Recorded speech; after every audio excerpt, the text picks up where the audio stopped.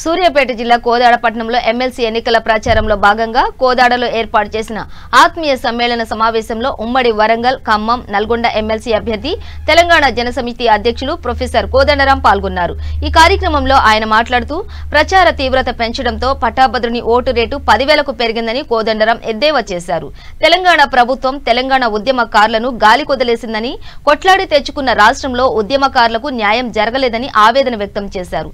CM KCR, KTR ఉద్యోగులపై చర్చకు వస్తారా అని సవాల్ విసిరారు। తెలంగాణలో నిరక్షరాస్యత ఎక్కువగా ఉందని, పట్టాభద్రుల ప్రజల సమస్యలు తీరాలంటే తనకు మొదటి ప్రాధాన్యత ఓటు వేసి గెలిపించాలని కోరారు।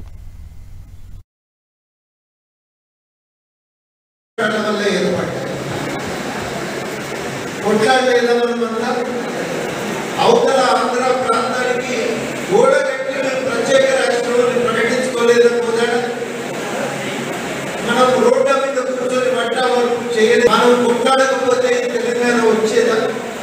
మా పాత్ర ఉంది ఈ రాష్ట్రం ఏర్పాట్లు అనేది మనందరం కూడా ప్రకటిస్తాం। అనేక మంది యువతి పోరాటం అస్తిత్వానికి సంబంధించిన పోరాటం, తెలంగాణ అస్తిత్వాన్ని కాపాడమని చెప్పి ఆ అస్తిత్వం పునాదిగా తెలంగాణ అభివృద్ధి ప్రణాళికలు తయారు చేయమని, ఇంకా ఏమైనా తెలంగాణ ఉద్యమ ఆకాంక్షల వెనుక ఒక ప్రజాస్వామిక విలువ ఉన్నది।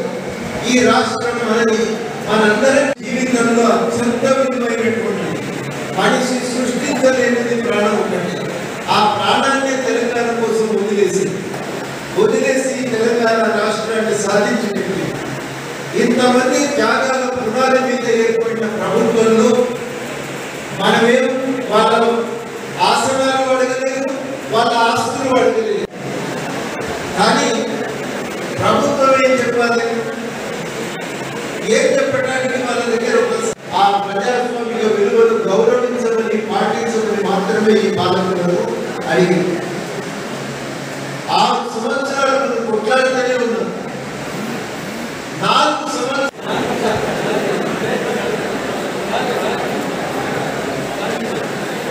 పరిచయం అవసరం లేని వ్యక్తి సార్ ఒకే ఇవాళ ఈ రాష్ట్రాన్ని వాళ్ళ ఇష్టానుసారంగా ఉపయోగించుకుంటున్నారు, అధికారాన్ని ఇష్టానుసారంగా చెలాయిస్తున్నారు।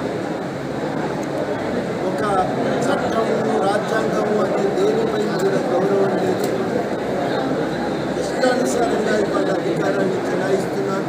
దానికి ఒక సాక్ష్యం వామన్ రావు, నాగమల్లి వివాహం।